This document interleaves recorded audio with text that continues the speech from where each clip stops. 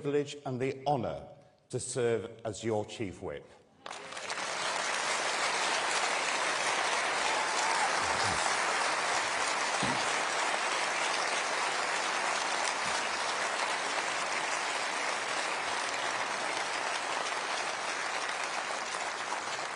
And Conference, we can be that party again, inspiring the next teenager and those voters who stayed at home or voted another way, that the Conservative Party is for them. Conference, this is a crucial time for our party, but it is also an exciting time. We have 4 fantastic candidates who will now set out their plans for their country. It's on me as Chief Whip, or whoever takes on this role, to lead the way in Parliament. And I ask you, our loyal party members, to do the same across the whole of the United Kingdom. North, South, East, West, England, Scotland, Wales and Northern Ireland.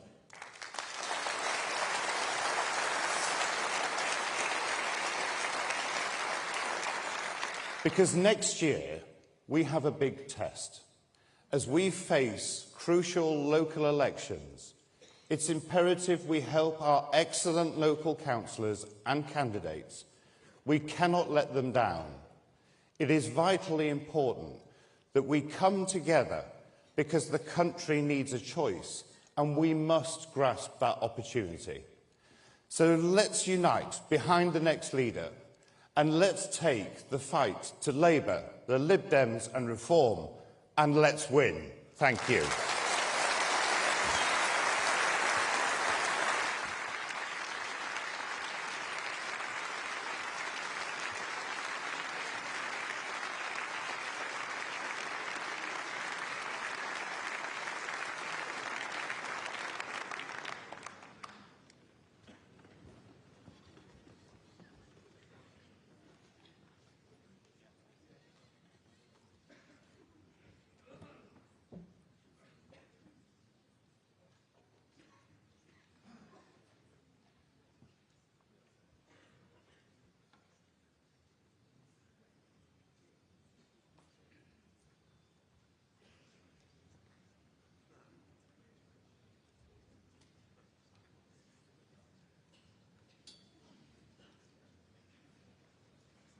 Do you want a Conservative in opposition or a Conservative Prime Minister?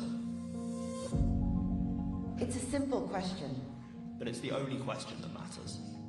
Because whilst we can debate how we would do things differently the next time round, none of it matters if we fail to defeat Labour. That's why we're backing Tom Tugendhat to be the next Conservative Prime Minister. Because he will serve our country. He will lead with conviction. And act decisively. Not as a Conservative in opposition, but as a Conservative in Downing Street. he served before and put his life on the line for Queen and country in Afghanistan and Iraq. He's a proven leader, delivering actual Conservative values in government. As Security Minister, he's arrested more foreign spies in 2 years than in the previous 10. And he isn't afraid to act. He stood up to our enemies around the world and was sanctioned by Russia, China and Iran because of it. We need a Conservative revolution. A revolution that puts action over empty words. A revolution that unites our country around our core values. family, Freedom. Aspiration. That revolution can only be achieved with a Conservative Prime Minister. So ask yourself, do you want a Conservative in opposition? Or a Conservative Prime Minister. Please welcome Tom Tugendhat.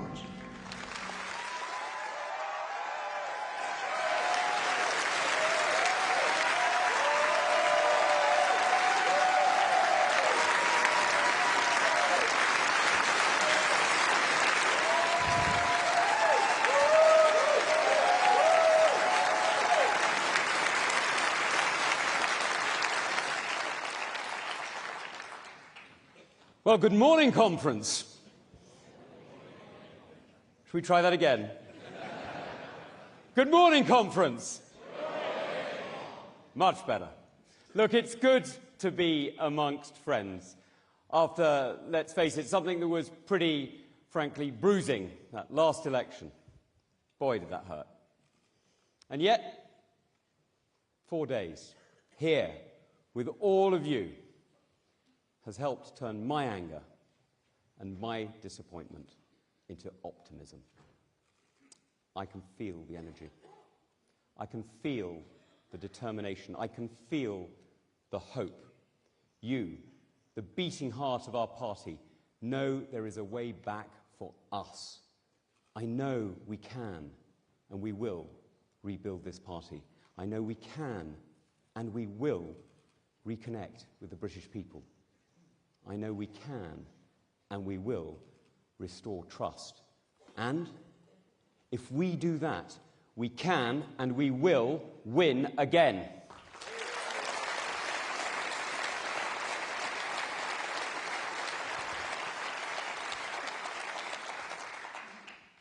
But to do so, you know what it needs. It demands honesty.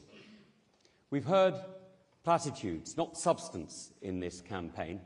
Too much about personality, not enough about principle. Too much about change without saying how. And I'm standing before you today because I've had enough of the lack of substance, the lack of principle, the lack of clarity. My friends, I've had enough of Westminster's political games, petty point scoring, and self-service. It's not becoming of our great party or our great nation. We can do better.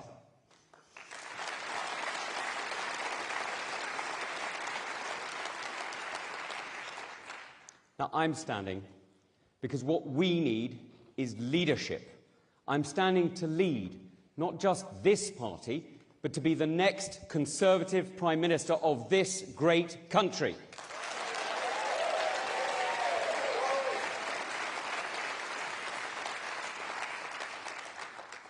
Now, friends, I know what leadership really is. Before I stood for Parliament, I was a soldier. I served our country and I faced our enemies. I know what leadership demands when everything else has been cut away and there's nothing left. Character is what remains. In Afghanistan and in Iraq, I served in combat alongside the best. And I've seen friends push themselves beyond their limits, and some made the ultimate sacrifice. But when it was hard, when it was tough, we kept going, even after we were knocked down and thought it was over. I know what drove them, and I know what drove me. It's leadership. And our country is crying out for leadership. And leadership is not about empty promises. It's not about cheap rhetoric or government by management consultancy. It's not about managing decline, and it's not about talking our country down. Leadership is about making choices that serve our country and our people best. I promise you that as your leader, I will serve our country. I will lead with conviction. I will act decisively. My mission is the prosperity and happiness of the British people. Together, we can win.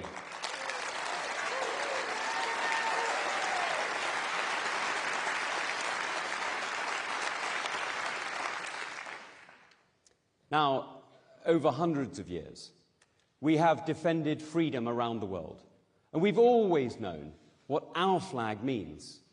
I'm proud to know that where it flies, our values are always defended. Britain has been on the right side of history, and I'm proud of our history. Unlike Labour, I will never apologise, ever, for who we are and the country that we can be.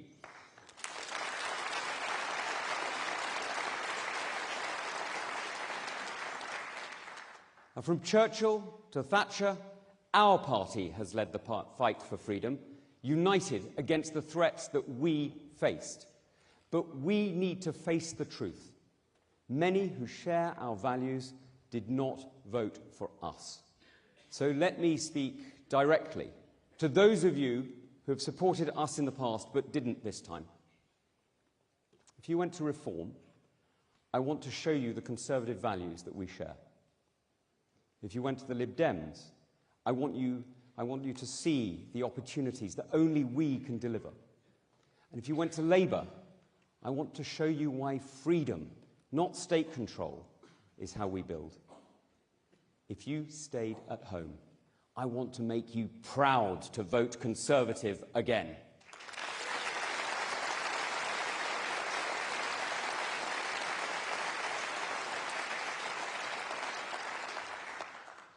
Now, I will grip this party so that we're ready to rescue our country from Labour. I will turn us from a Westminster club into a champion of Conservative voices, from Holyrood to Cardiff Bay and Stormont, and every council across our great country. I will defeat Labour and lead us back to power in 5 years' time. We all know that this country cannot afford Labour. You can't afford Labour, I can't afford Labour, Lord Ali can't afford Labour.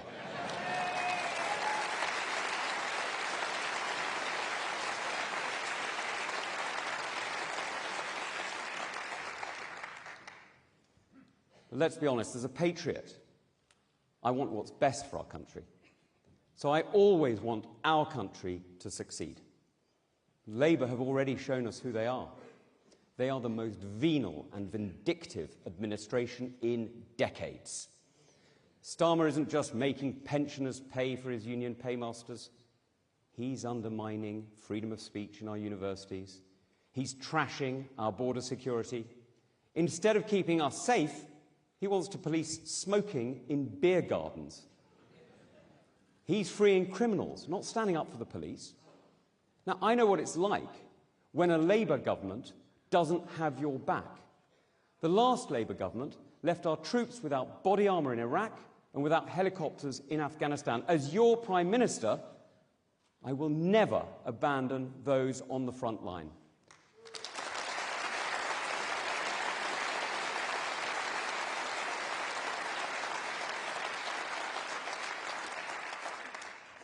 Because, friends, I will always stand up for those who put their lives on the line to keep us safe. Because we are the Conservative Party, the party of security, the party of law and order. Now, Starmer is half right when he says that things will get worse before they get better. They will certainly get worse, I can promise you that.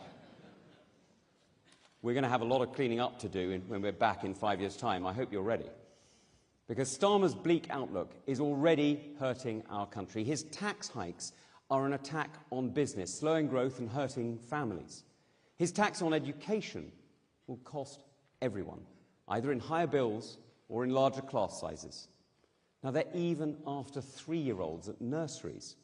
I mean, I tell you, Conference, Labour's new tax, it's quite literally a dummy tax.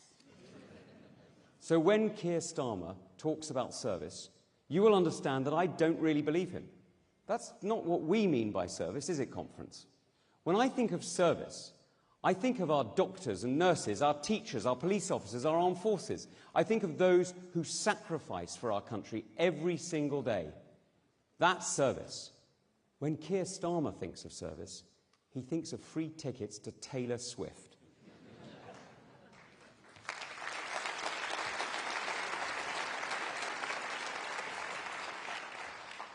Now, friends, that tells you everything you need to know.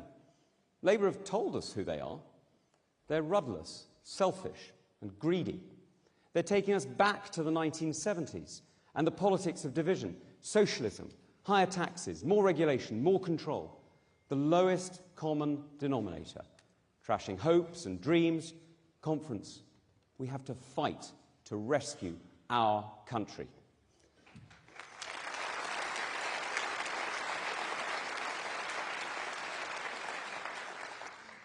Now, the politics that drives me builds on the best in us and makes us stronger.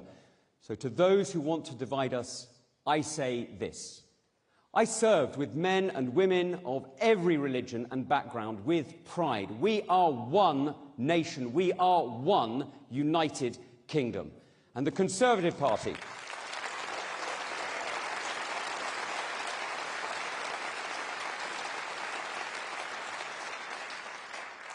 The Conservative Party and our country are both built on the same thing. They're both built on patriotism and purpose. Patriotism brings us together, and purpose gives us each a stake in our future. So as Labour's mandate evaporates before our very eyes, we need to be ready. As your leader, I will rebuild CCHQ from the ground up, putting you back at the heart of our party.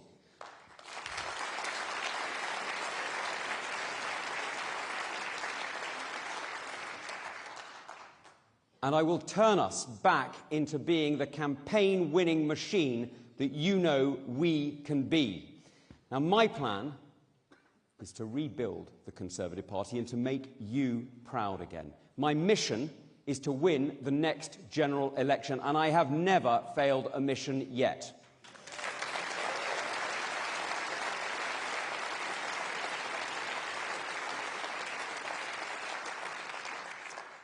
So, conference. You know it. The fight back starts now. We will focus on what the British people need and be absolutely ruthless about delivering it. From healthcare and immigration to security and education, we will deliver. And we can bring down taxes, but not if we treat these symptoms separately. That is a prescription for managed decline. We can only fix the problem if we diagnose the cause, and it starts, as every Conservative knows, with our economy. Real growth, not the illusion of growth that has been boosted by migration, has barely shifted in the past 30 years. Now that's left us poorer and more vulnerable. We need to free the economy. We need a new Conservative revolution. That's what Margaret Thatcher did. That's what we must do again. And we can do it. Our Conservative mayors have already shown the way. Ben Houcham in Tees Valley, with investment to turn Redcar steelworks from a derelict ruin to the ground zero of growth for the North East, and Andy Street here in Birmingham, with homes and transport connections that generated investment and brand new jobs. They focused on delivery, not ideology. They understand that Britain needs leaders who just get it done, because Conservative leadership changes lives.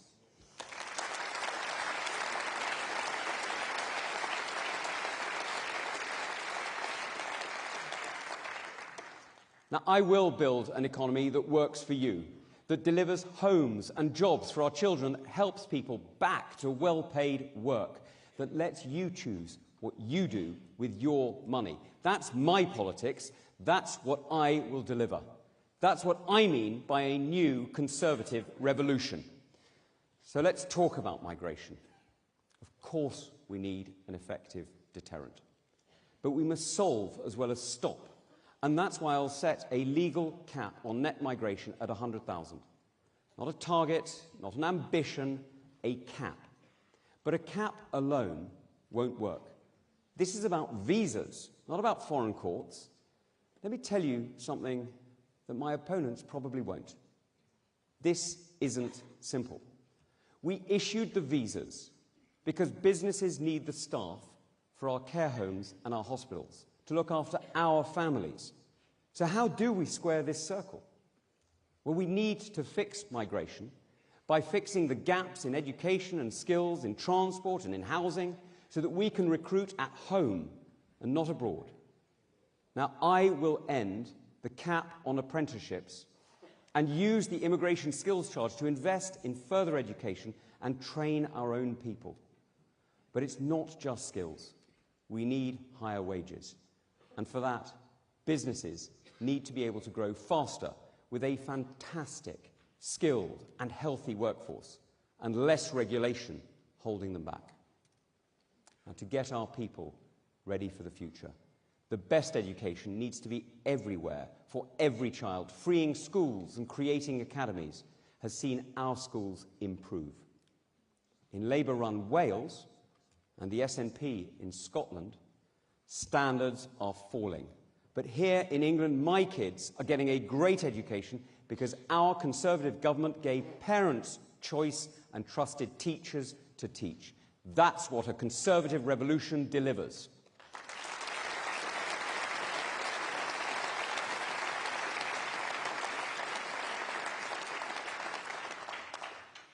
and for our families to stay fit. You know it. We need the best healthcare. In Australia, across Europe, they have better cancer outcomes and better access to doctors. Let's be honest. Our health service is not the envy of the world. Our doctors and our nurses are fantastic, but the bureaucrats in charge slow down their ability to deliver. It's not about money. We need to strip away excess regulations and barriers and put the patient at the centre of care. Connecting communities, simpler planning laws, a great education wherever you live, a workforce trained to meet the needs of business, and healthcare that delivers for the patient. It's all about trust. Trust is the foundation of growth, the foundation of the growth that we need to see our country prosper. Trust allows us to simplify our laws and to bring down taxes. Now, my vision of a conservative Britain is a Britain where people are trusted and free. We need a conservative revolution in thinking across the government to get there, and the only way that we're going to industrialise our economy and get jobs back here is to have a conservative revolution now.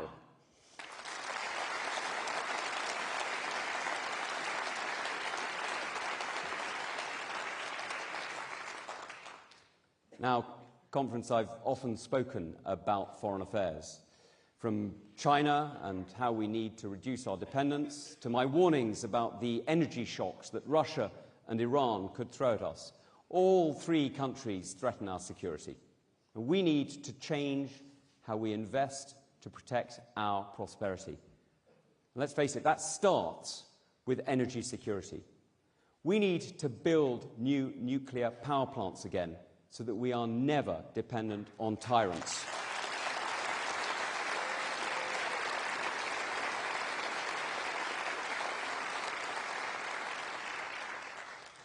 The lesson from Germany is stark. They bet on cheap Russian energy, on fast Chinese growth, and they left their borders open. Now, none of those bets have paid off. Dictators are dictating the terms of trade once more, and that's why we need to stand with our allies. That's why I was proud to be in Kiev and to hear so many cheering Boris Johnson and Ben Wallace for their courage in standing up to Putin. I will always stand for freedom.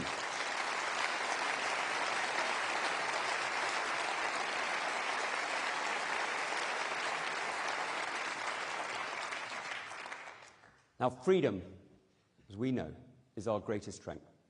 There is no weapon, no missile, no tank, nothing more powerful than the courage of free men and women defending what is precious to them. And as chair of the Foreign Affairs Committee and as Security Minister, I have always called out our enemies and warned clearly of the dangers that we face.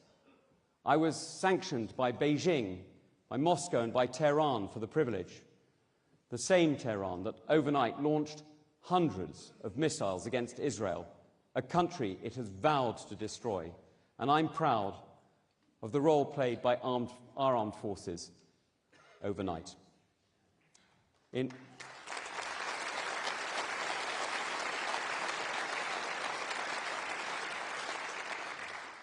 an ever more dangerous world, Conference, I will never stay silent in the face of aggression or when our freedoms are threatened. I will always remember the promise I made to keep our country safe. Friends, we need to remember who we serve and how our problems are connected and how we fix them together. We need to give young people the chance to own a home, connect that home to work and that work to growth. That's our route back. That's how we win again, by remembering that conservative principles start with the family and build to the nation, by remembering that conservative economics help you control your own life and your own wealth, by remembering that conservative delivery starts with the patient and the pupil, not the faceless bureaucrat. When we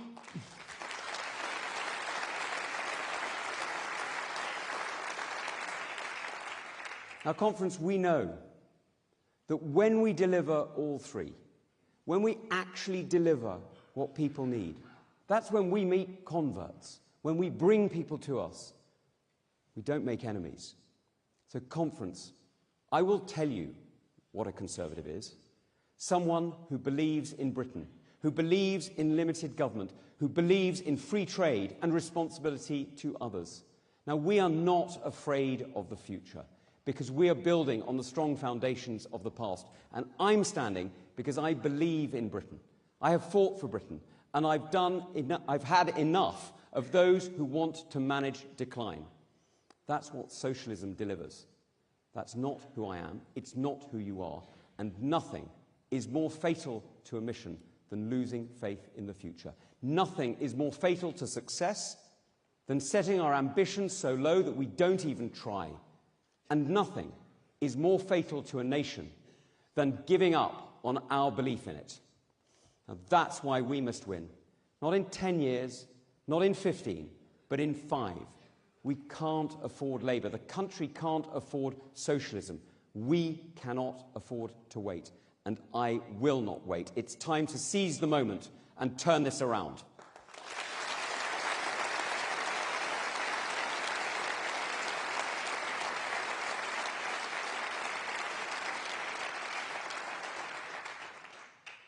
Now, friends, I get it. You've had enough. So have I. But you have a choice. In this leadership election, you have a choice. And it's a choice about change. My opponents claim that they've got more management experience around the cabinet table. Sure, that's true. But I'm not here to manage. I'm here to lead.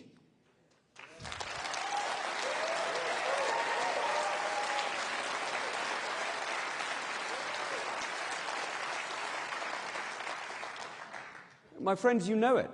We're not going to change this party and this country with the same management, the same mantra, the same slogan. The only way to build trust back is to show real change.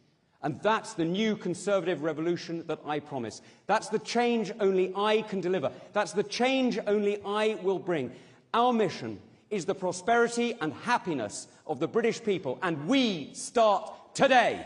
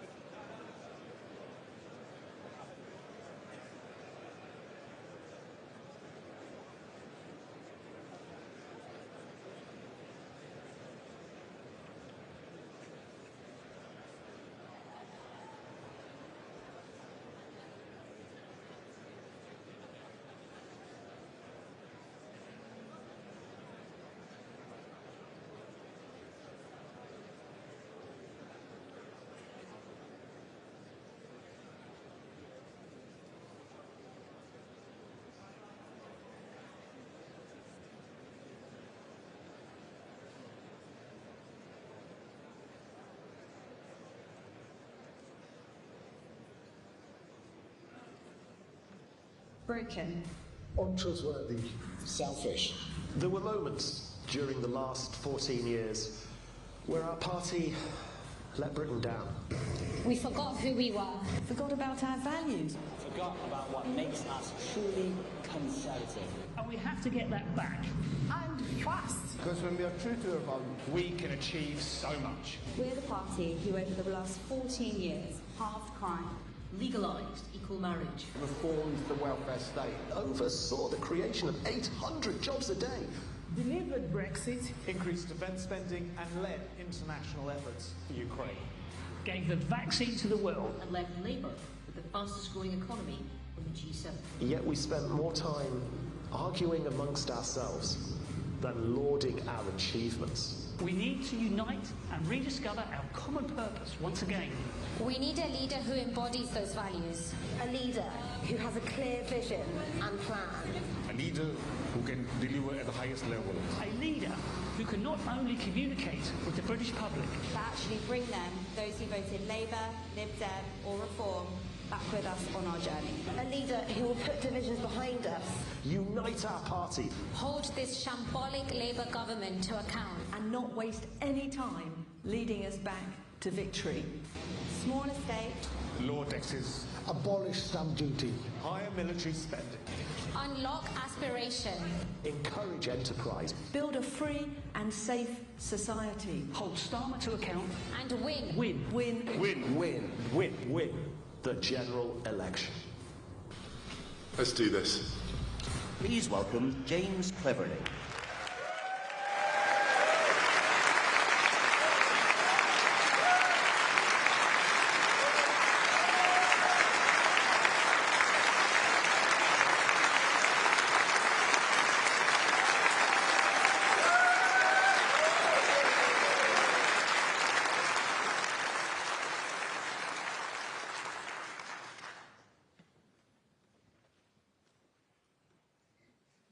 What's the purpose of our party? What's our job? Why are we here? We're currently in opposition, but we don't exist to be in opposition. We're in politics to serve the British people and to make their lives better. It's not our right, but it is our mission, our duty, and intent. So we need to get back on track. But before we can do that, there's something we need to say. Sorry. Sorry on behalf of the Conservative Parliamentary Party who let you down. And we have to be better, much better. And under my leadership, we will be.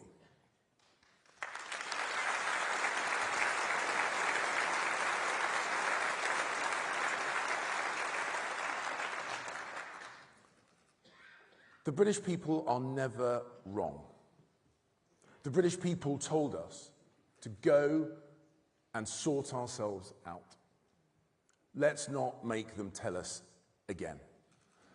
Because if we wallow in self-pity and blame other parties, if we look backwards instead of forwards, if we focus on what we are against rather than what we are for, if we're complacent and just wait for the political pendulum to swing back to us, we might as well go home now.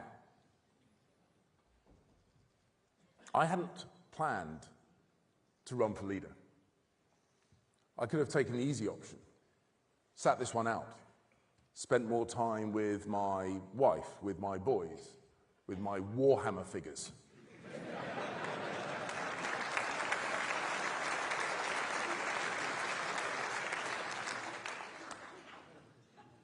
But I went into politics to get things done, not watch from the sidelines, and all the more so after the defeat that we've just had. I need to do this for the party that I love and for the country that I love. My mum came here from Sierra Leone in the 1960s. And my father grew up on a council estate in Downham in southeast London. He qualified as a surveyor and started a small business. She studied nursing and became a midwife in the NHS. And I'm gutted that she didn't live to see me elected and become an MP, or represent our country as Foreign Secretary when I visited Sierra Leone. Because some people love to talk our country down. But this country has given so much to so many people.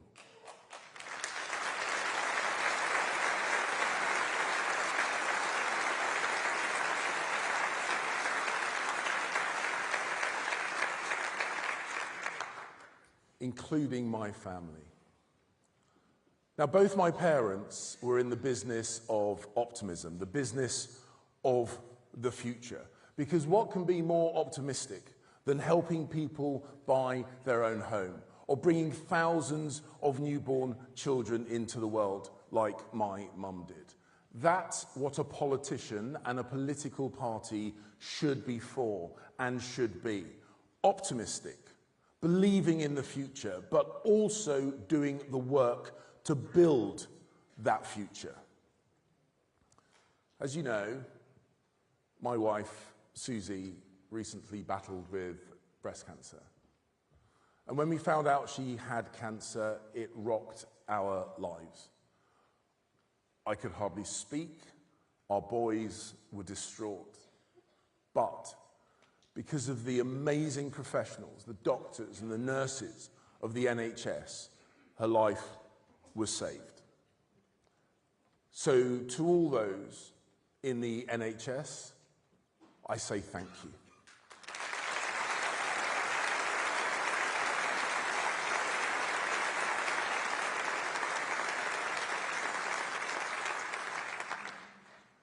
And it's because of them that she sits in this auditorium with us here today.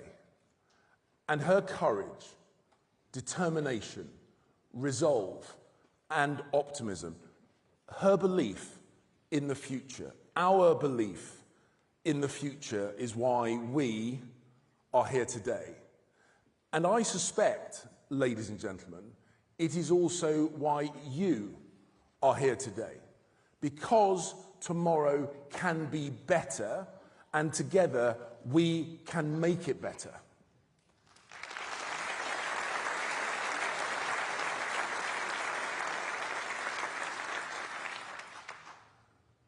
It's perhaps no surprise that I followed in my parents' footsteps. Small business and then public service. Optimistic, believing in a better future, but also doing the work, doing the hard yards. Because getting from my childhood home to this stage wasn't straightforward. I grew up a mixed-race kid in Lewisham. Now, at 19, I joined the regular army, but I got injured and I had to drop out. So I joined the reserves and served for over 30 years in the Royal Artillery, finishing as a lieutenant colonel. Now, I don't pretend to be a war hero, but I did command a battery in Bristol of 100 soldiers. And one day, I got the call. I got mobilized. I thought I was going to Basra or Baghdad, and I was sent to Luton.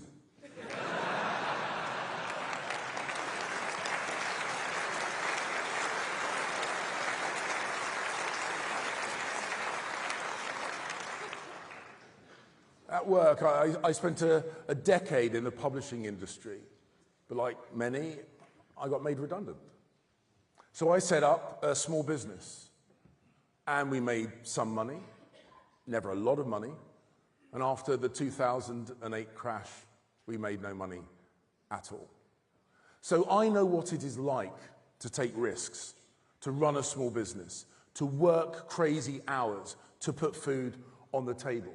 I know what it's like to stumble and to fall and to get up again and again and again. So when I talk about optimism, it's not just believing that tomorrow can be better than today. It's about doing something to make it happen.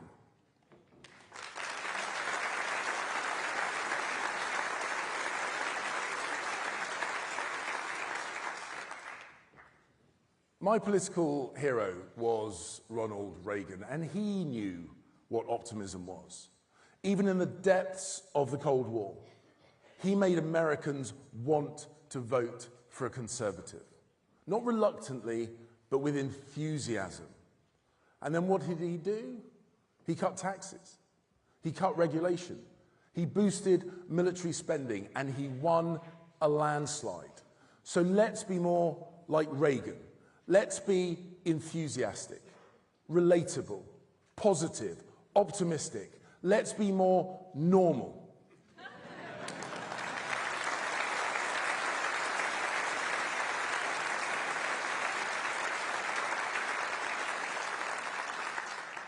Let's sell the benefits of conservatism with a smile.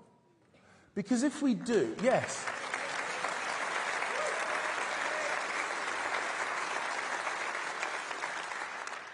Because if we do, we can see off the threat from Reform and the Lib Dems and win back Labour and re-energise those Conservatives who stayed at home at the last general election, get them off the sofa to the ballot box and voting Conservative again.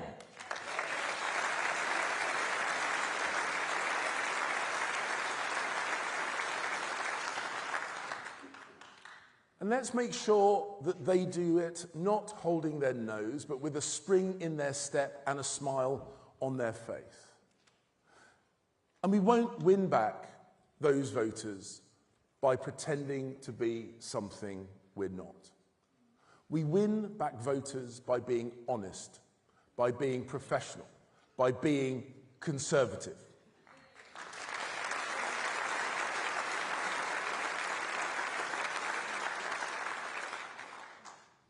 And let's remind ourselves what our great party has done for this country.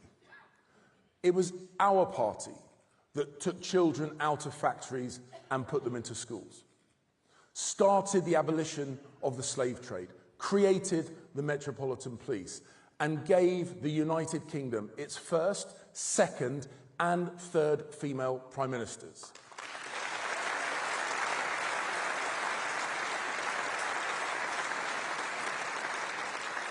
It was our party that passed equal marriage, quadrupled clean energy, raised education standards.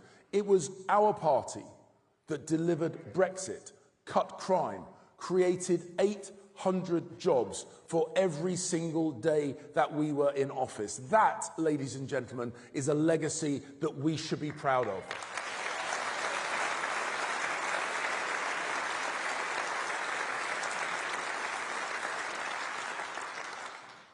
Don't let anyone trash our record. Be proud of our record.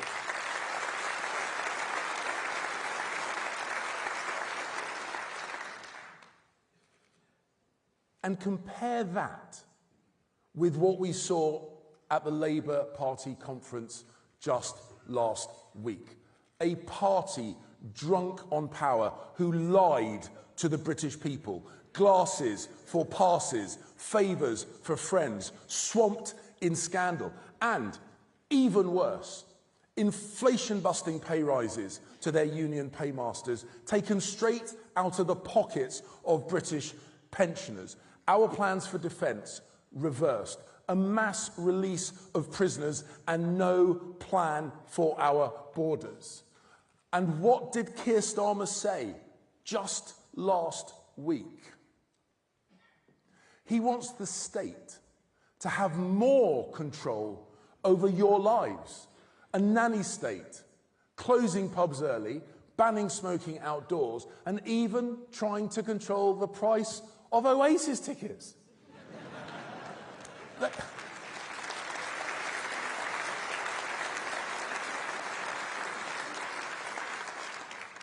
They are completely out of their depth. And we need to be ready.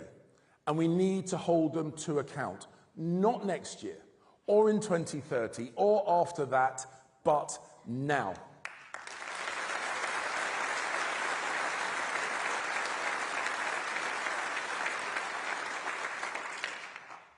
And we know the Lib Dems won't do it. They're too wet. And in the case of Ed Davey, soaking wet.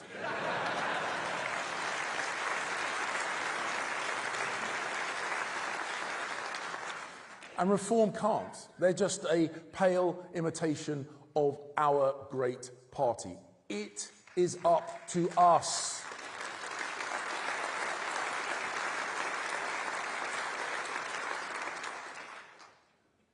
And never forget, Reform didn't deliver Brexit, we did.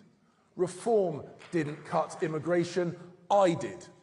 And mark my words, we will beat Reform by being the best version of ourselves, not a pale version of anyone else. So no mergers, no deals.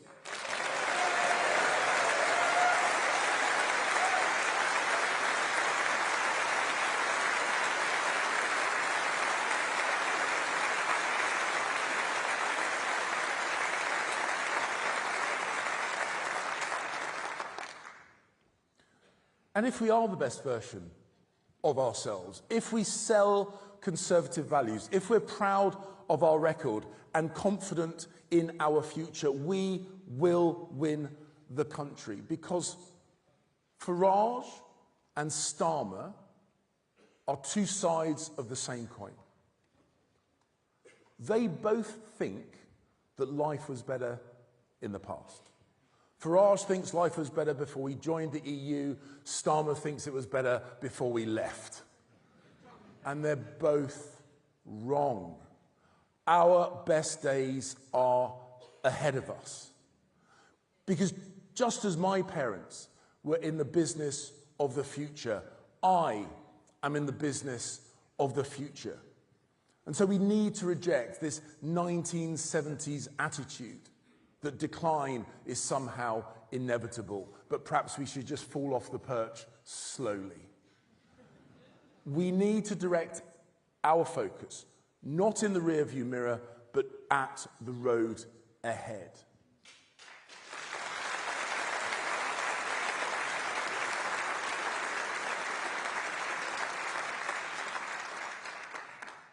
So, conference, how are we going to face the great challenges of our time? The way we always have done when we succeed, by being for stuff again. British science and engineering shaped the modern world.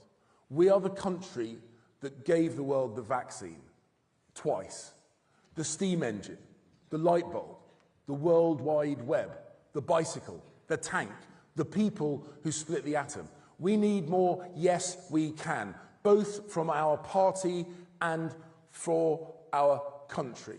We need to build more homes so that we can build a new generation of optimism in the tradition of Macmillan and Thatcher.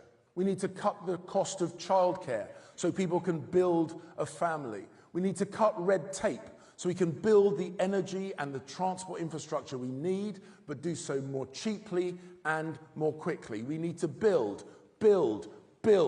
and remake the argument for conservatism, for capitalism, by our actions, not just our words.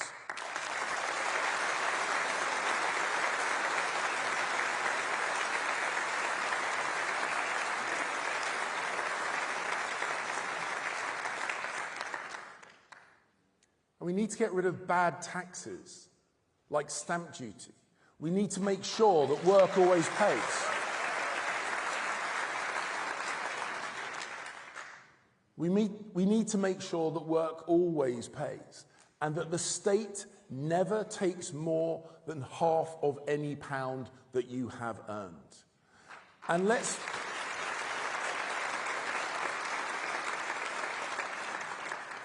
let's be the party of free markets and freedom, of business and of enterprise. Let's get on their side, but out of their way. These are my values. These are consistent values, not opportunistic. A signpost, not a weather vane. It's what I have always believed in, and it's what I always will believe in. Because conference, talk is easy, doing is hard, and we need a leader who can deliver from day one. Someone who has already done the tough apprenticeship that you need to be the leader of the Conservative Party and our next Prime Minister.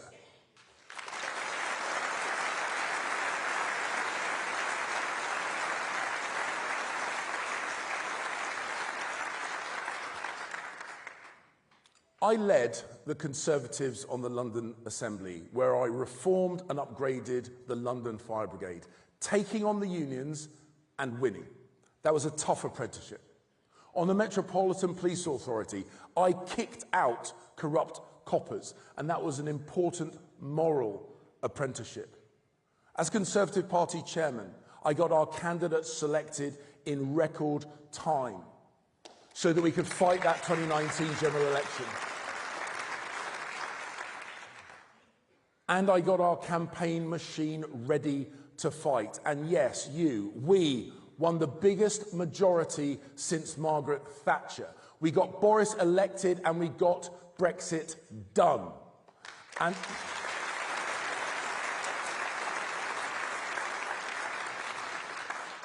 And that whirlwind apprenticeship showed me what I need to do to fix our party machine, upgrade it, making it a modern campaigning organisation with better data and better training, so we can have 300 excellent new candidates selected in 18 months, ready to take the fight to Labour, Lib Dems and Reform. And my pledge to you today on candidate selection: no more stitch-ups.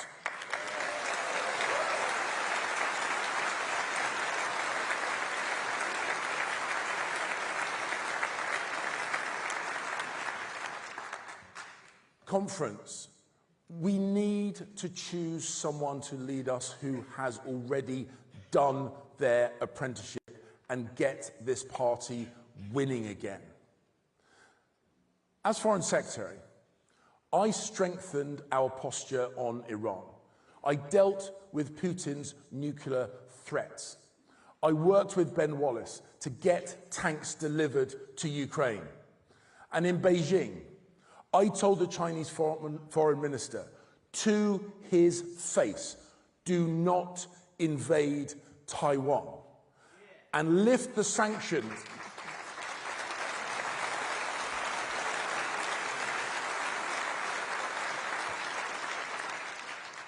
And I told him directly to lift the sanctions on my parliamentary friends, even those who have decided to run against me.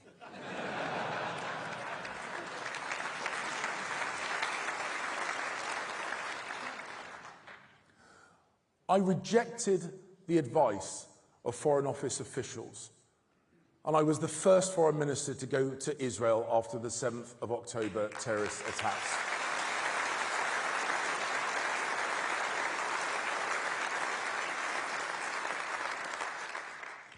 Because leadership is about standing by your values and standing shoulder to shoulder with your allies and friends. And I, today, restate my unwavering support to the people of Israel and their right to defend themselves.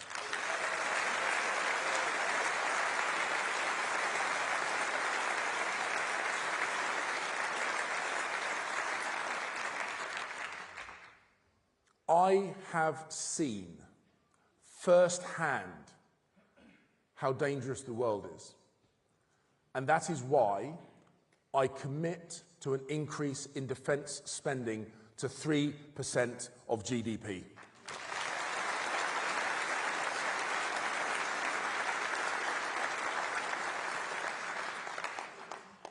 Because it's not enough to talk tough. You have to be willing to be tough. tough. It's why, within weeks of becoming Home Secretary, I introduced immigration controls that are now cutting net migration in half. I didn't complain about immigration or walk away from the challenge. I got it down by 300,000 people a year.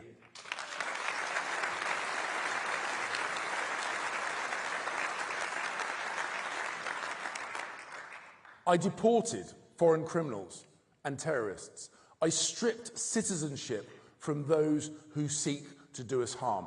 And I supported our Jewish community here in the UK, tightening the policing response to the protests about Gaza and holding the police accountable for their actions and their inactions.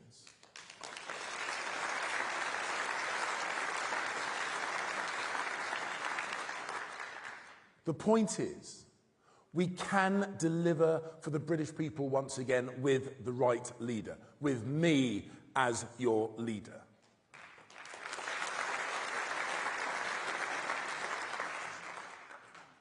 Because leadership is about things like making the tough decisions when you get that ugly phone call in the middle of the night about keeping this country safe. And because I've been there, because I know in detail what the government should be doing right now, I know in detail how they're failing. Now is not the time for an apprentice.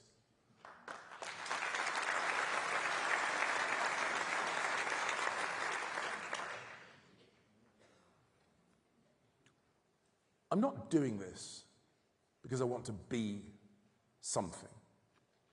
I'm doing this because I want to do something. Renew, yes. Rebuild, yes. To deliver for our party, yes. But mainly to deliver for our country.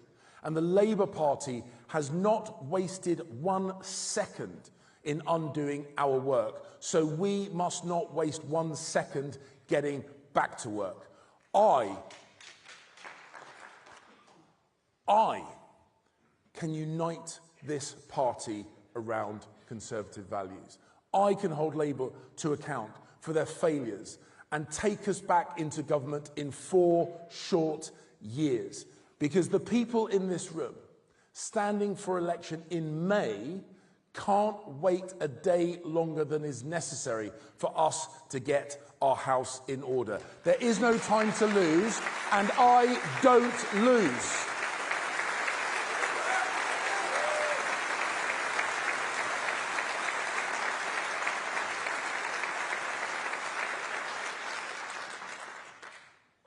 So if you want a winner, choose one.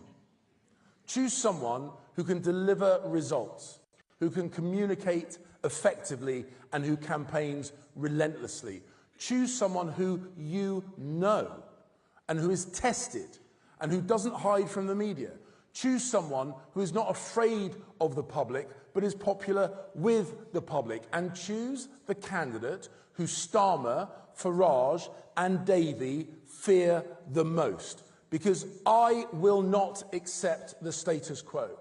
I will not accept defeatism, and I will not accept defeat.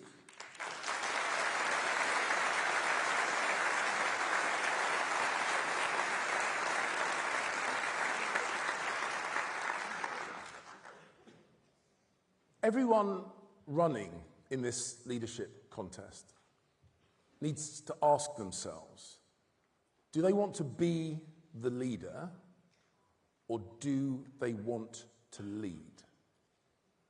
And I know what I want to do.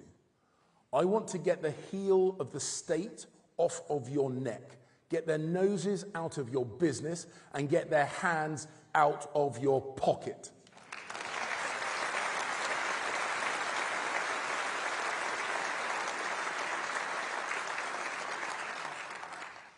As your leader, I will not waste a day dreaming about yesterday.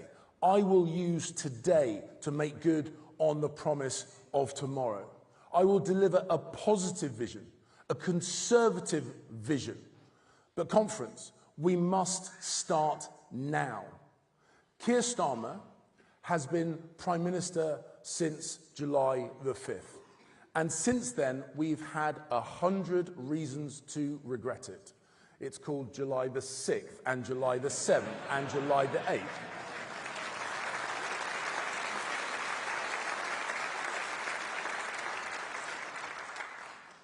And I don't know about you, but I don't want to live under a Labour government for 1 minute more than we must.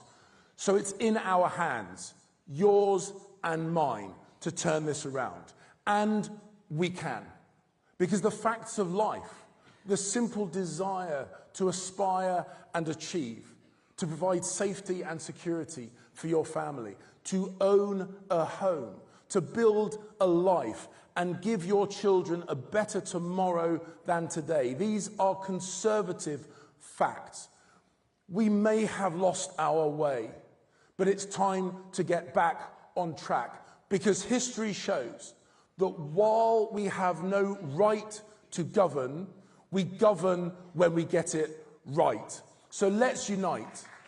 Let's rebuild this party of ours, council by council, seat by seat, ward by ward, street by street, one party with one purpose: to turn the page on this useless Labour government, to get to government, to look to the future with one voice and say that it is morning once again in this great country of ours. That must be our mission.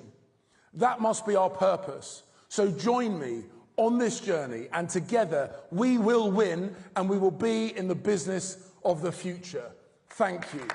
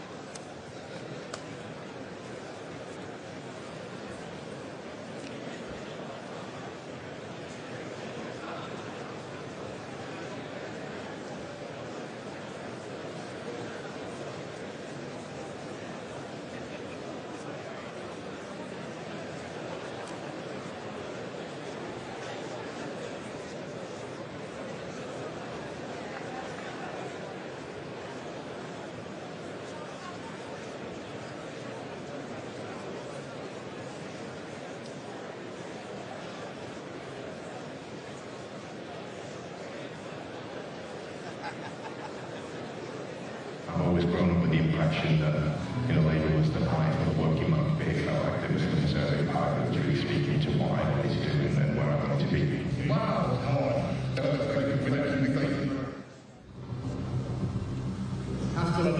I cannot deliver difficult decisions.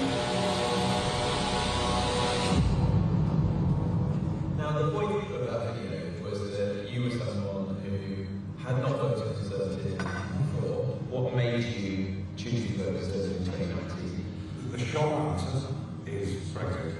I can already hear people watching this probably groaning and saying that.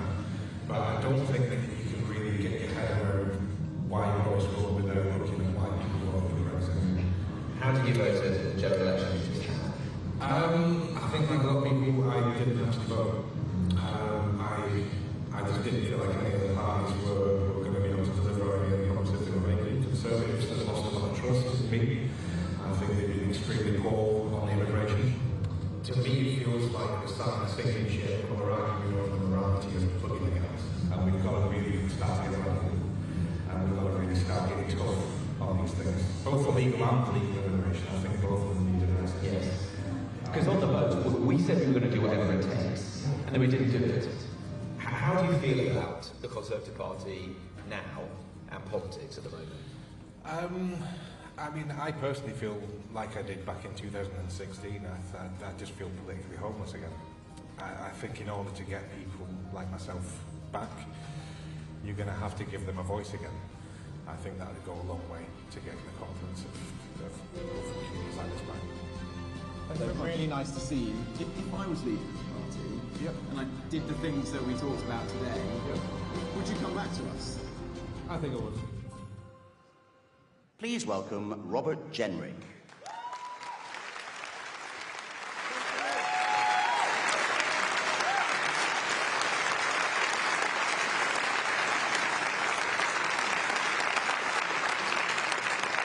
Hello.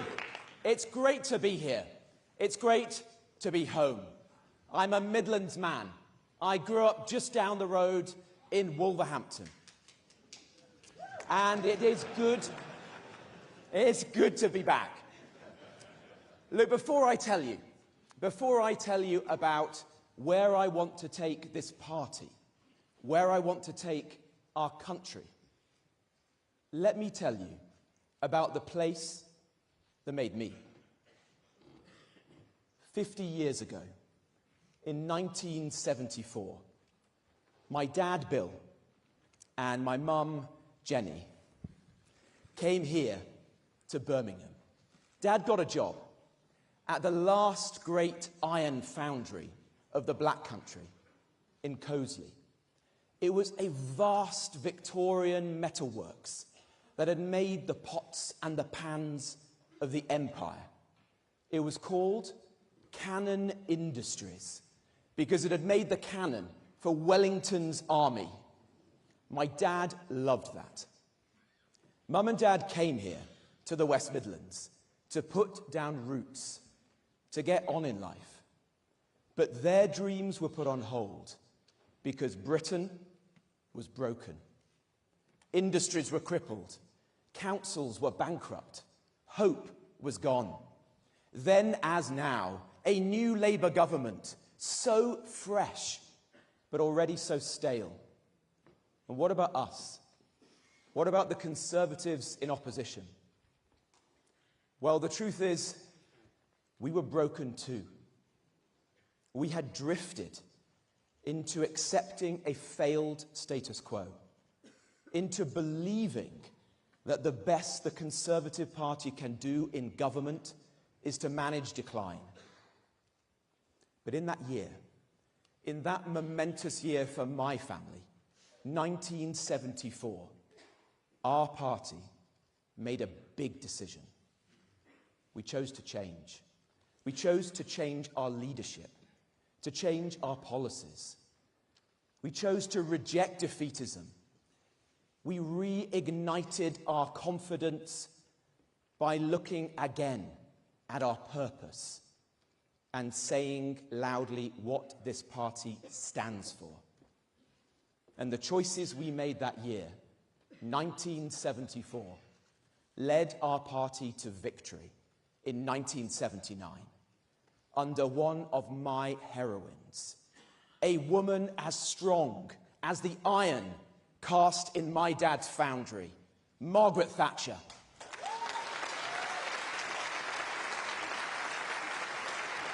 And friends, her Conservative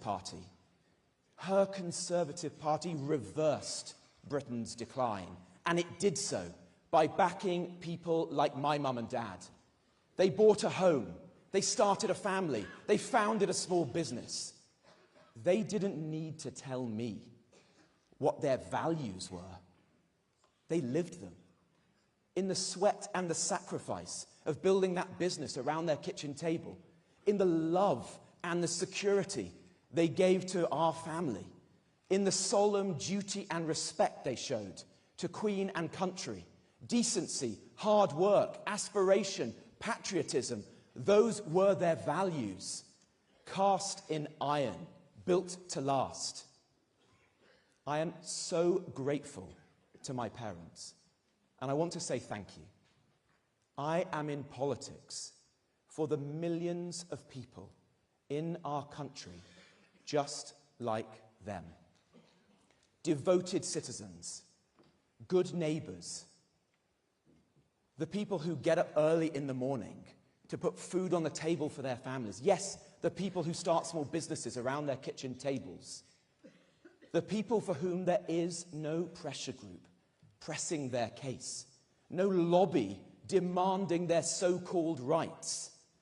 So let me tell you, if I am your leader, the pressure group for Britain's hard-working majority will be us, the Conservative Party.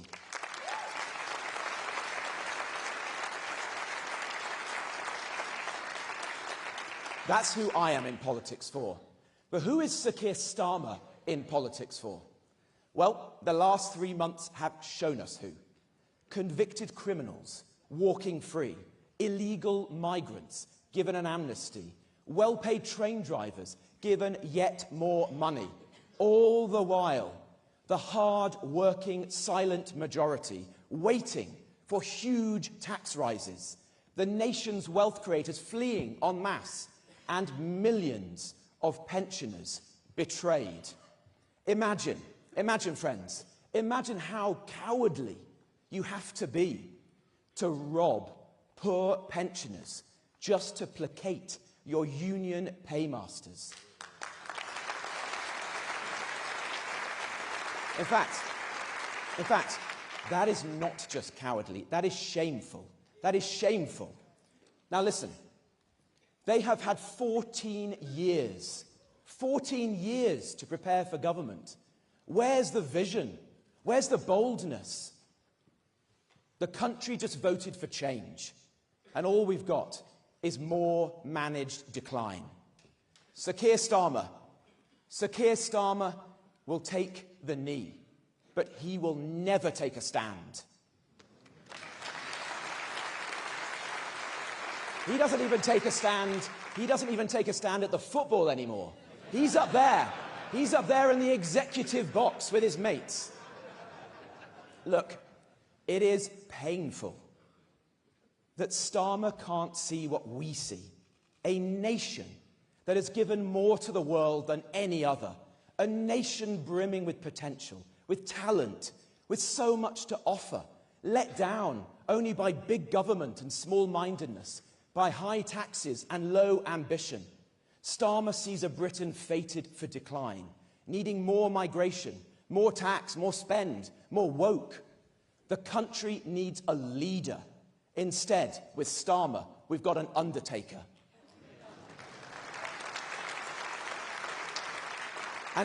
And what about the cabinet?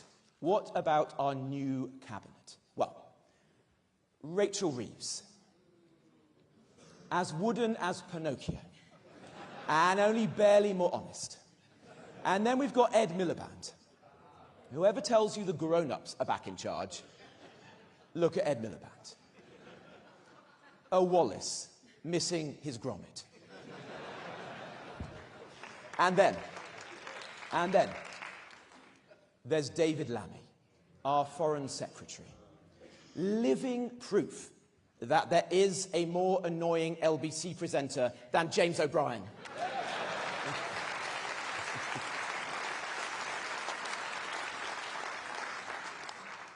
But seriously, friends, if we are going to change this party, if we are going to turn it around, we've also got to be honest about where we've got to and what we did in our 14 years in office. I am so proud of the achievements that we made in government. We reversed the appalling damage done by Gordon Brown to our public finances. We transformed our schools. We unleashed a decade of record levels of employment. We created a fairer welfare system. We got Brexit done, and we stood by Ukraine in her hour of need. We led Europe in the defense of Ukraine. So, friends, I will always celebrate our achievements. But we can't. We can't bury our heads in the sand. Just as we celebrate those achievements, we need to be honest with ourselves. The country just doesn't trust us right now. We've just suffered our worst ever electoral defeat. We lost more seats and we won fewer votes than any government ever. It was a comprehensive defeat, and it needs a comprehensive rethink. So just as I will defend our achievements, I will be painfully honest about our failings. We failed to deliver the strong NHS, the strong economy, and yes, the strong border that we promised. Friends, we must never fail our people again.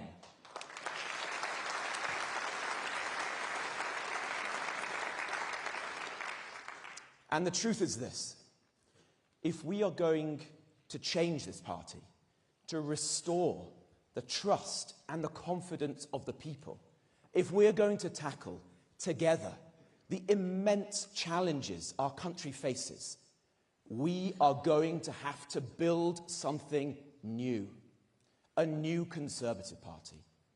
That is what I call for today.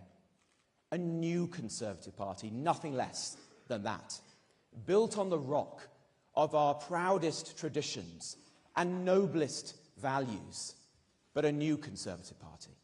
And if I am your leader, that is what together we will build, a new Conservative Party. Now, you know that I loathe empty rhetoric, big words and little action. That is part of the reason why we are where we are. You know that I will take a stand. You saw me take a stand last year. And frankly, it is the only reason why I won my seat of Newark at the general election. Against all the polls and the pundits, the only seat that our party won in the whole of Nottinghamshire and Derbyshire. Because my constituents, to whom I owe so much, knew that I took a stand. For them, for the country, for the change we need.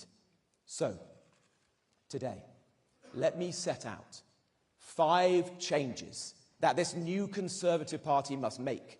5 stands that this new Conservative Party will take. And let me begin with this one. We must take a stand to secure our borders. We must secure our borders.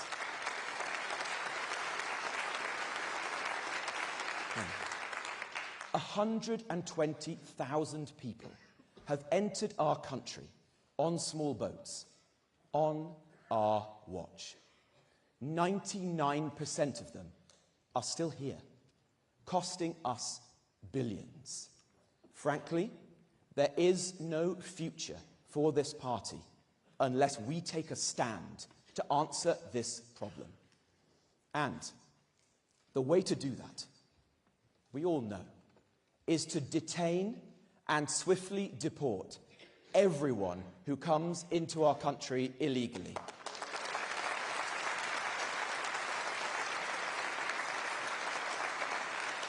But we will never do that. We will never do that. It is impossible unless we leave the European Convention on Human Rights. And we free ourselves from Tony Blair's Human Rights Act. These institutions are creating an arsenal of laws by which illegal entrants frustrate their removal. We have to change that. You can't ignore the European Court. We're a common law nation. You can't reform the European Court. It requires unanimity. 46 countries from Iceland to Andorra to Hungary. It's a fantasy. The choice before us is leave or remain. I'm for leave. I'm for the country. I am for the country of Magna Carta, of the habeas corpus, of the Bill of Rights, defending our own freedoms and liberties. I am for finishing the job that we started with Brexit and restoring to our people and our Parliament its sovereignty.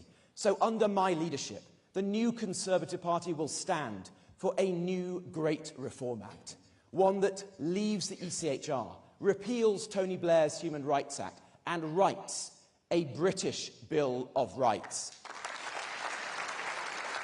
That is how, my friends, that is the only way that we get the foreign terrorists, the criminals, off our streets and out of our country.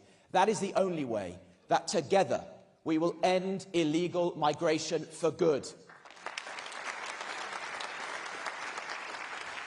And the age of mass migration, that must end too. It's not making us any richer.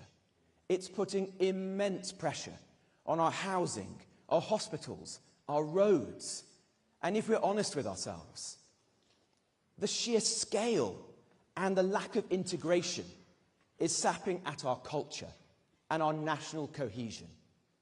If I am your leader, I will fight for the effective freeze in net migration our country needs. And this time, we will cast it in iron. We will do it with a vote in Parliament, so that each and every one of us can look the British public in the eye and say, we mean it, we're going to do it this time. And if we do that, we give our country the effective breathing space that we need. Will we be open to the best and the brightest? Yes, absolutely. Will we be open to the world and its wife and all their extended family? No, not anymore. And under my Conservative Party, never, ever again. Thank you. And secondly, we must take a stand on net zero. Since 2001, energy prices in our country have quadrupled. Factories have closed.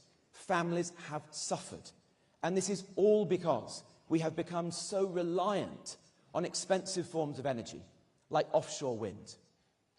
Now, Ed Miliband wants to phase out gas over the next 5 years. Now, in 2015, we knew that putting Ed Miliband and power together was a very bad idea. How right we were. We have to oppose his plan. It's going to send energy prices sky high. But we also have to oppose the root of the problem, the serious issue.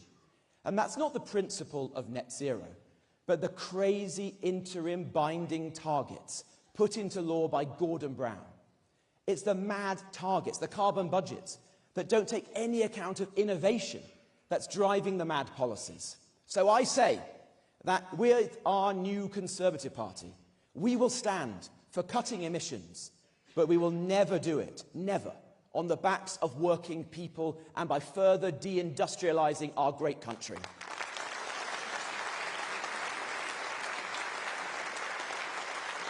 And we must also take a stand to get Britain building again.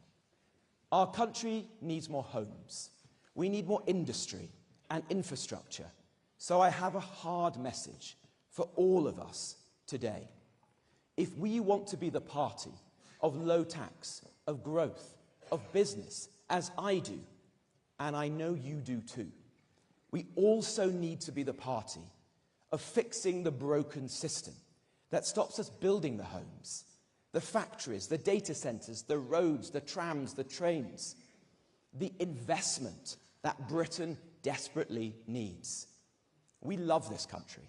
We will protect its beautiful countryside. We will ensure that local people have their say. But our new Conservative Party will stand alongside the scientist in need of lab space. It will stand alongside the town in need of better roads. And yes, it will stand alongside the 20 and 30-somethings trapped in their childhood bedrooms, dreaming of a home of their own, dreaming of getting on in life, waiting for their lives to begin. That's what we will do as a party.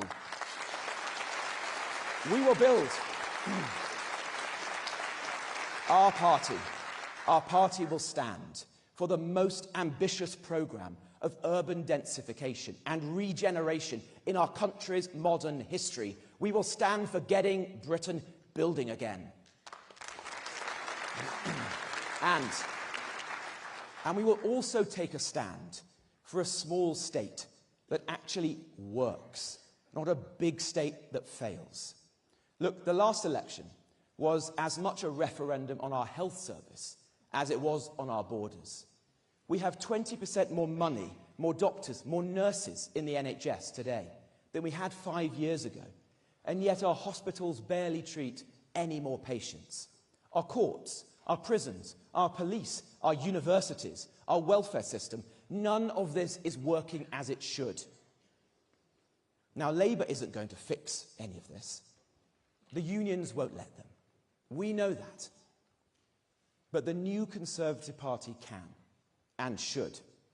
We need to do for all our public services what we did for schools in the 2010s. Empower the good leaders, kick out the bad ones, be relentless in driving up standards and having zero tolerance for failure. That must be at the core of our mission as a party. Look, I am proud when I look around this hall today at the Conservative family and I see the small business owners like my mum and dad. I see the entrepreneurs. I see the business leaders. But where are the teachers, the doctors, the nurses? Where are the prison officers and the police officers? We must stand with them as well. We must stand for them. Our new Conservative Party will stand for building a state that actually works and the public services that every Briton deserves. And finally, we must stand for our nation and our culture, for our identity and our way of life. Why is it that so much of the British establishment seems to put Britain last? I'm told that we only have enough munitions to last a few weeks in war. And yet our country is giving foreign aid to parts of the world richer than our own. So if I am your leader, I will stand for cutting our bloated foreign aid budget and for spending 3% of GDP on our defence. Finally doing what government is meant to do, the first duty of any government: keep the British people safe. And what of our culture? Well, how have we come to the point where a teacher from Batley remains in hiding because in a class on free speech, of all things, they showed a cartoon of Mohammed? How have we come to the point, on our watch, in which the NHS has facilitated thousands of children to have life-changing, life-altering surgery? How have we come to the point where the RAF, the Royal Air Force, has chosen pilots on the basis of race and gender? Well, I say, our new Conservative Party, we will be tolerant, but we will stand for never tolerating any of this ever again.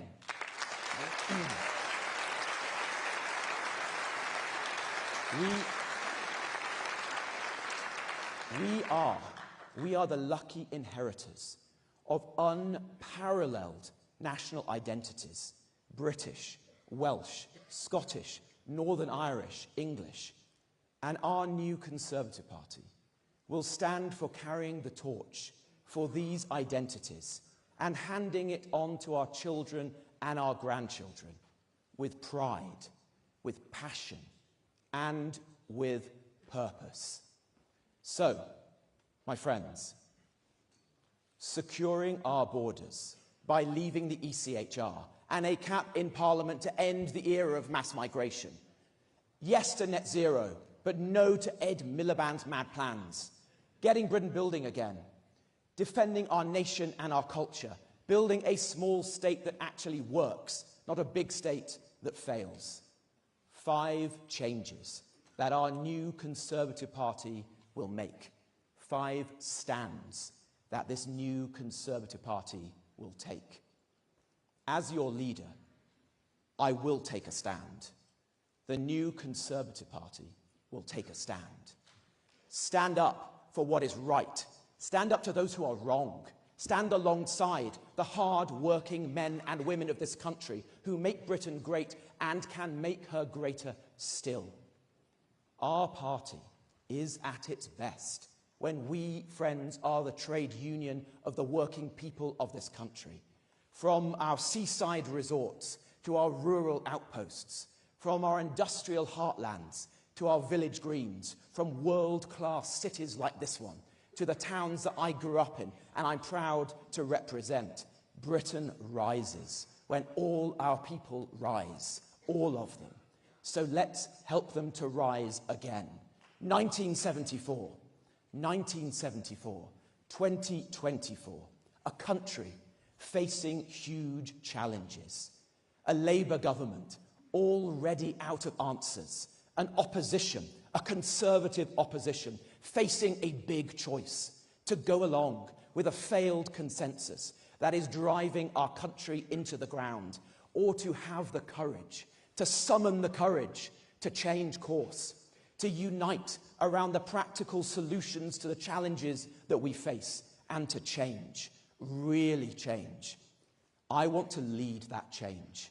I want to be that change. So come with me, join me, work with me in this new Conservative Party, and together let's take a stand for the country that we love. Thank you.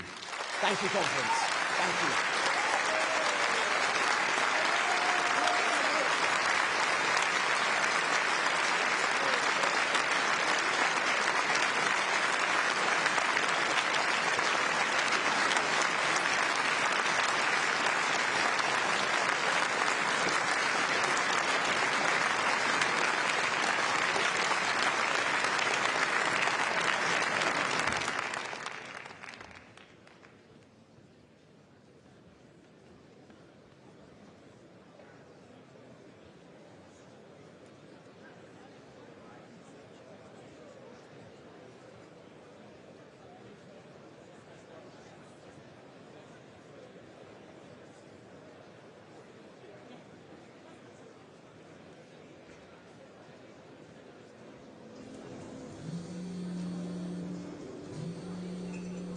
People in this room and outside feel frustrated and angry that the political class has failed to deliver on its promises. There's no trust in politicians from any party, left, right, centre. Trust and confidence in our Westminster politicians is at the lowest ebb that I can remember. Too often they're saying one thing, and then when they get elected they do a different thing. People have become increasingly cynical. There is a lack of trust in politics and in politicians because too often people hear things but don't see the results. One of the things I hear quite frequently, you're all the same, all the parties are the same. We are not the same. The Conservative Party is different. The Conservative Party is special. Our values are the values of the British people, and we need to start talking about them again.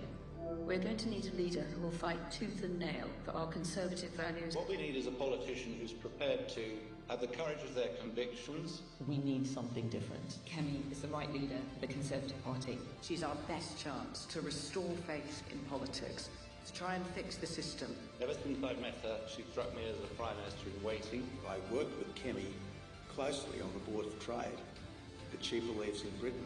She's an engineer that's honest and she's ready to get stuff done. Kemi has the tenacity, the passion, the drive. Kemi is the person to bring people together and renew not only the party but the country as a whole.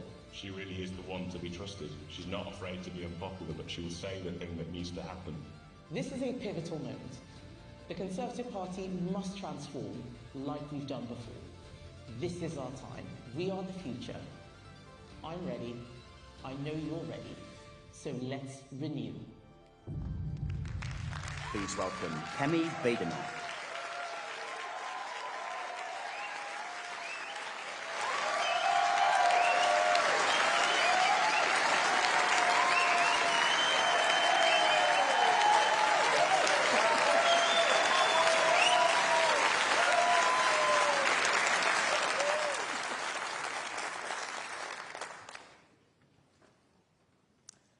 It is time to tell the truth.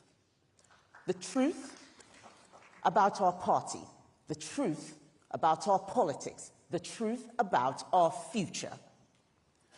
For too long, politicians have been scared of the truth.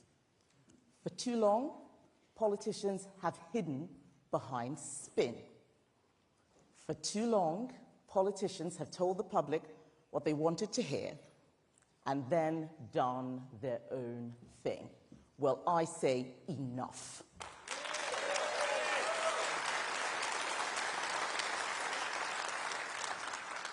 It's time to remember who we are, what we stand for, and what we want our country to be. 7 years ago, I stood on this stage, so proud to be a Conservative Member of Parliament.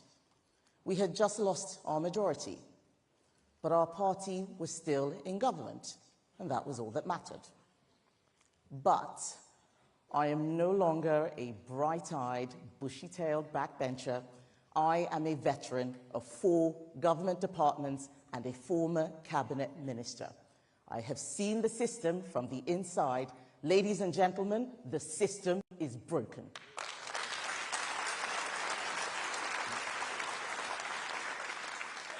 It is not enough just to be in government, because you can be in government and not have power. Without a plan to fix the system, you end up just announcing policies, doing media, and waiting for something to happen. And then you run into trouble, as this Labour government are quickly finding out.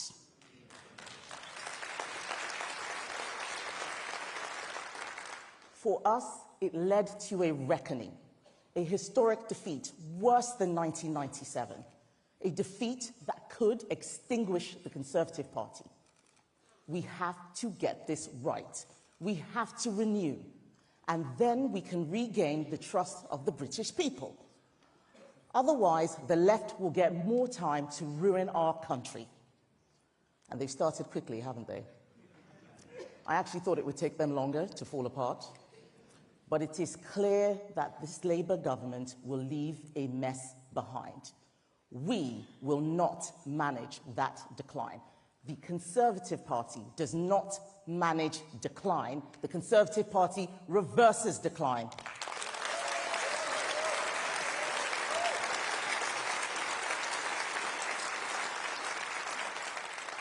Our country needs us. We must not let it down. For this to work, we need to go back to first principles. Why are we Conservatives? So much of what made me a Conservative came from my parents. My late father was full of wisdom. He used to say, "Never take your spouse for granted." He also said, "Never run for fun because you'll get bad knees."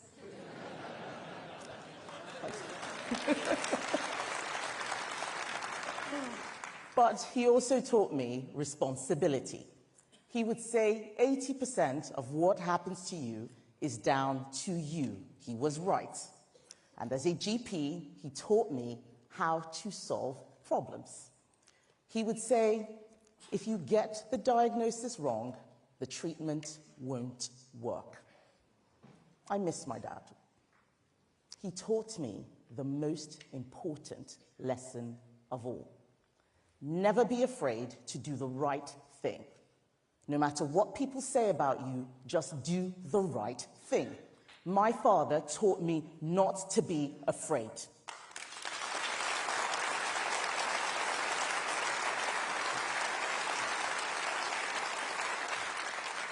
I was born here, but I grew up in a place where fear was everywhere. You cannot understand it unless you've lived it. Triple checking that all the doors and windows are locked, waking up in the night at every sound, listening as you hear your neighbors scream as they are being burgled and beaten, and wondering if your home will be next. When you've experienced that kind of fear, you're not worried about being attacked on Twitter.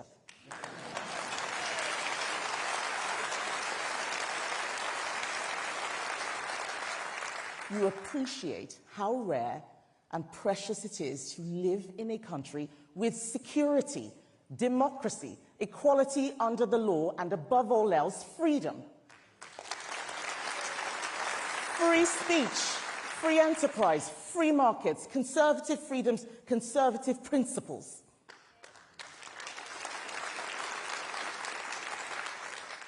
I am not a conservative because I studied politics at university. I'm an engineer. I am not a conservative because my family always voted conservative. I am a conservative because I have seen what happens when a country loses sight of those principles, and that must not happen here.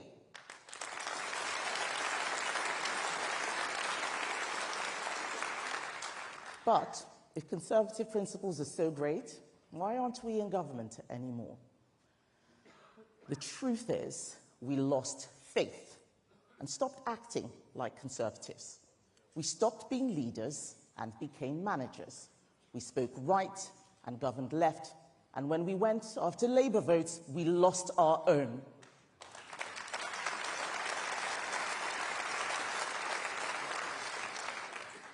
There is no greater example than net zero.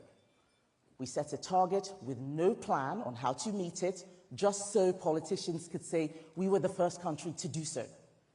Now we have a net zero strategy addicted to state subsidy, making energy more expensive and hurting our economy. I am not a climate change skeptic, but I am a net zero skeptic.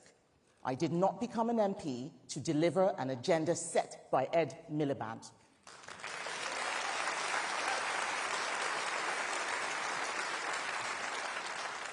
Promises must come with a plan. Plans must be based on principles. That is the conservative way.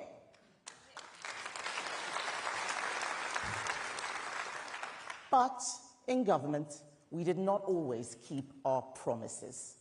We promised to lower taxes. They went up. We promised to lower immigration. It went up. Why? Because the Treasury said high immigration was good for the economy, but we knew it was not good for our country. And we did not always defend our values. We did not defend capitalism. Capitalism does not mean corporatism.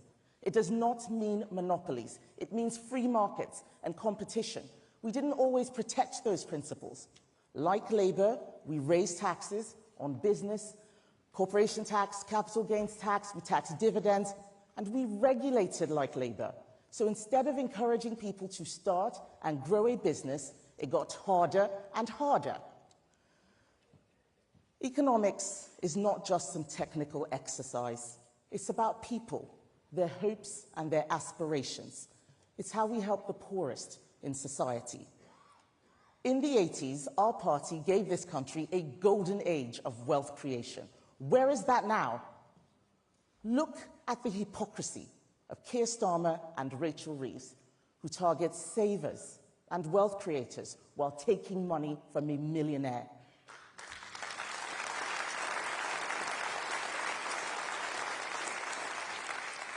The Conservatives have to be the party of wealth creation. Wealth is not a dirty word. It supports jobs and families. It pays for our schools and our health service. We should defend it and encourage it. We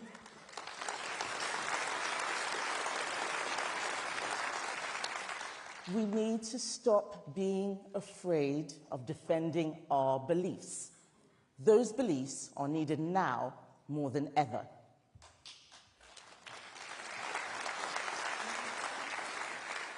They are needed now more than ever because a new political force has risen, something I have been fighting all my political career: identity politics.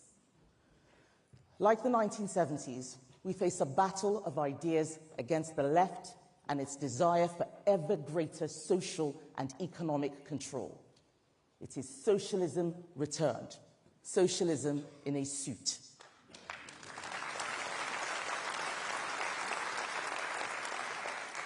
The British public knows that socialism doesn't work. They know. But if you give it a new label, you can sneak it in. You can promote class warfare under the banner of equality. You can take freedom and choice away from families by telling them that Ofsted inspection reports are unfair. If you call communism environmentalism, you can close down businesses, block the roads, and stop people going to work. This new politics has made us afraid to defend the people who need us, like young conservatives. They tell me they are afraid to share their politics with other students because they'll be attacked, that they are marked down by lecturers because of their beliefs. We have let young conservatives down. We need to defend them, champion them, and give them a party they can be proud of.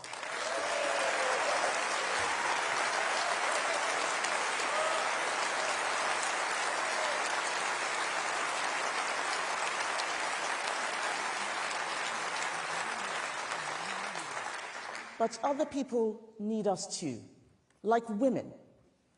For too long, government stayed silent as women were sacked for saying that a man cannot be a woman. I fought for them while Labour called them bigots. And it wasn't until the SNP put a sex offender in a women's prison that they understood the fight I was leading. We won that battle. Nicola Sturgeon has gone, and Labour now accepts our arguments.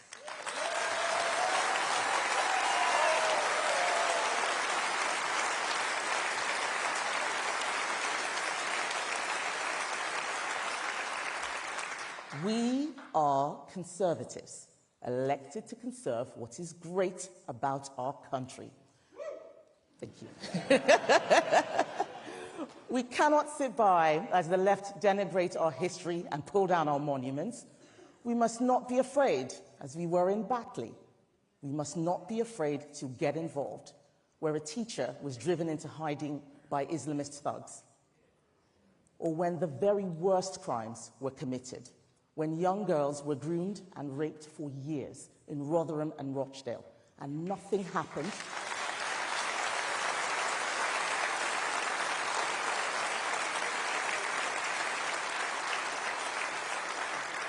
Nothing happened because those in charge were scared of being called racists. And then the system hid behind the Human Rights Act and failed to deport the child abusers and allowed them to walk the streets where their victims live. Well, enough. I am not afraid.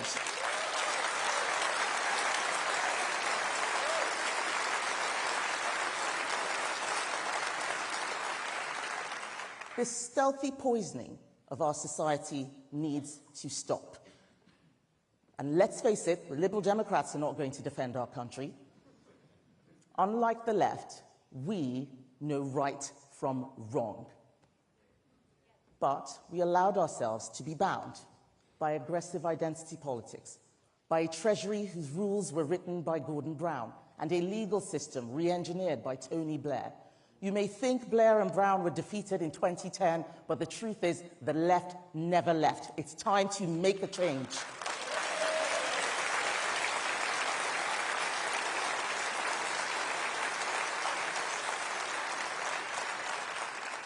Ministers need to be able to make decisions that aren't endlessly challenged in the courts. If people don't like those decisions, there are elections. If the law says the government can't deport a foreign child abuser, then the law is an ass.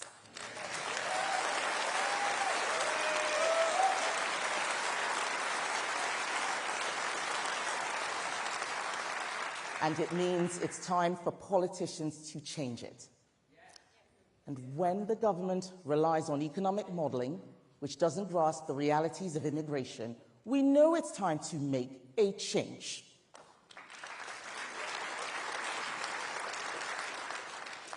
So here is what we are going to do. We are going to rewrite the rules of the game.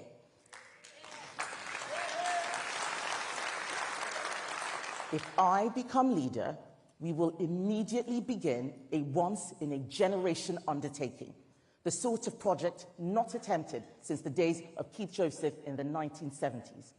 A comprehensive plan to reprogram the British state, to reboot the British economy. A new blueprint for the great machine of our country, one that goes far beyond the relationship with the EU or the ECHR, a plan that considers every aspect of what the state does and why it does it.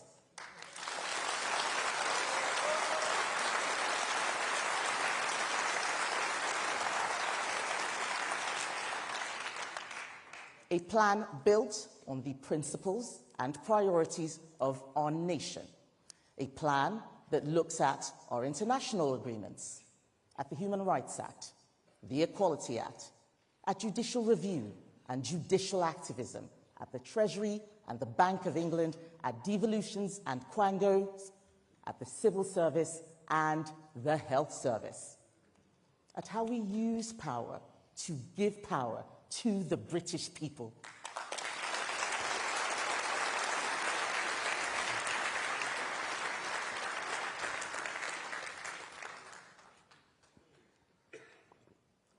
We will rewire, reboot, and reprogram.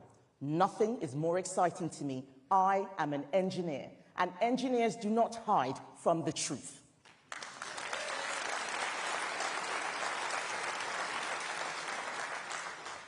This work cannot be the work of just one woman. It has to be the work of a huge team, a team that goes way beyond Westminster. Our party is not a club or a clique. We're not just the ERG, the TRG, or One Nation. We are one Conservative party. We are a movement, a conservative movement.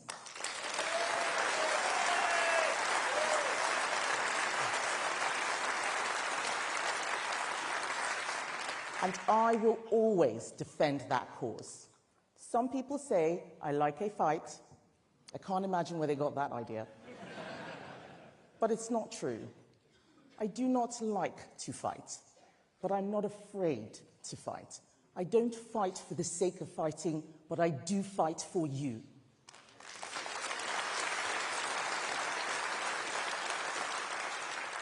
Every day of the last Parliament, I fought for Conservative values. I fought for them even when I was told it wasn't in my interest. I fought for women's rights to safe spaces and children's rights to grow up in their own time. I fought against those who seek to divide our country based on race. I fought for the future of my 3 children and for your children. I will always fight against left-wing nonsense.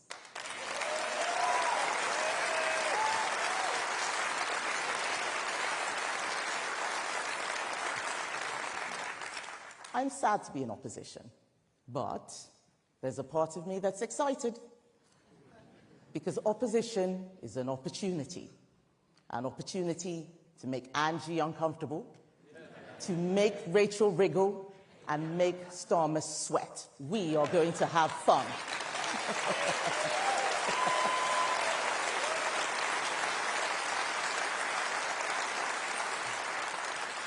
They thought that all they had to do was get us out, but they don't have a plan. They are not up to the job. They will let our country down, and we must be ready to replace them.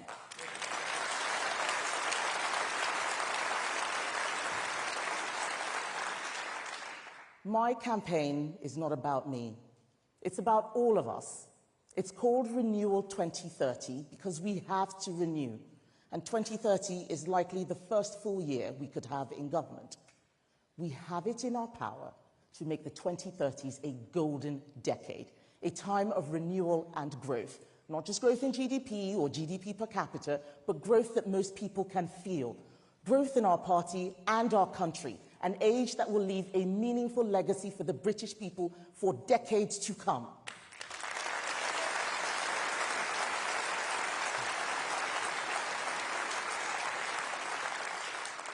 A renewal based on personal responsibility, family, sovereignty, and capitalism.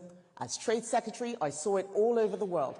Capitalism, trade, and enterprise reduce poverty. Socialism creates poverty.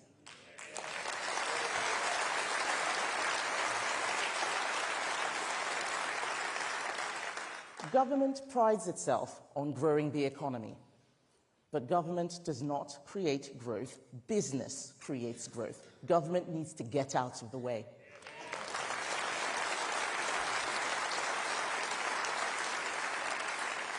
Any government that forgets that will start to think it knows better than business.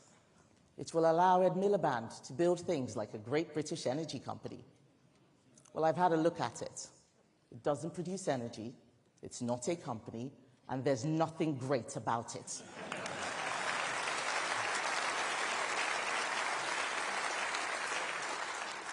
Government needs to be the servant of the market, not its master. It needs to protect fair play and proper competition. But the wealth of the country comes from the people who work in it, not the people who live off it.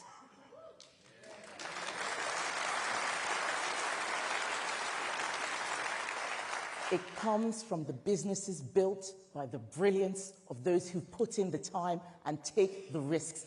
We will help them to shoot for the stars.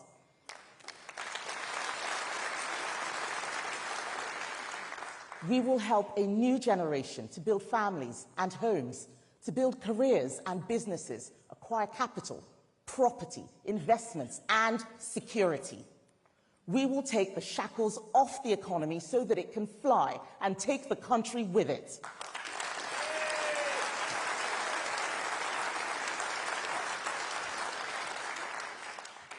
After we have picked and unpicked the damage done by this Labour government, my vision for beyond 2030 is this: for Britain to be a country where people can find a shared identity, 4 nations, but one united kingdom.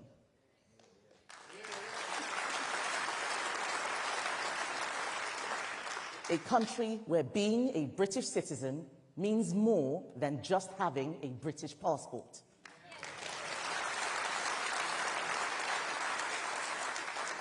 A country where people can be committed to each other, irrespective of their religion or what they look like.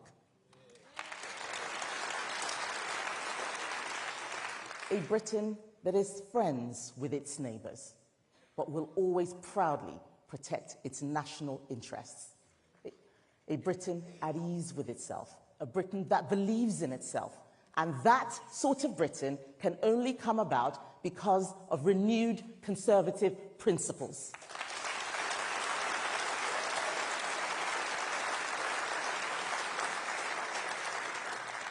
And the time to start that renewal is right now.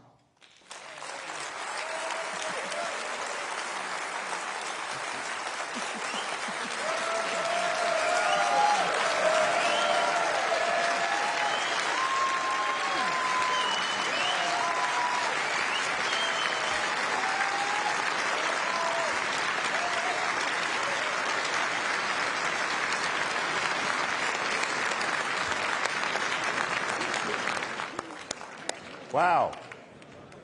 Wow. Wow. So, ladies and gentlemen, there it is. In a few weeks' time, one of our excellent candidates will be elected as the next leader of our party. And our new leader, whoever he or she is going to need to hit the ground running, starting with some big local elections in May next year. All 4 candidates have put forward a compelling vision for the future of our country based on our shared conservative values. It will be your duty, the members' duty, to consider carefully who is best placed to take us back into government again. And once our new leader is in place, we will unite behind them. We will prove once again why the Conservative Party can and should be trusted to lead our country. As we leave conference, let us commit to rebuild, renew, revitalise our party at every level together. A party united in purpose, optimistic, forward-looking and ambitious. And now, please join me in welcoming back our leadership candidates, Tom Tugendhat, James Cleverly, Robert Jenrick and Kemi Badenoch.